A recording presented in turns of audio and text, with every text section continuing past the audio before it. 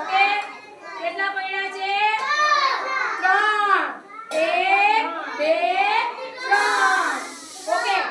હવે સાયકલ કેવી સરસ છે મસ્ત છે ને જો કેવી રીતના જાય છે રોડ ઉપર ચાલે છે જો સાયકલ રોડ ઉપર ચાલે છે ઓકે આ આપણે વાહનની થીમ છે બરોબર આમ ધીમે ધીમે ચલાવવાની સાઈડમાં ચલાવવાની ઓકે ક્લેપિંગ કરવાનો સરસ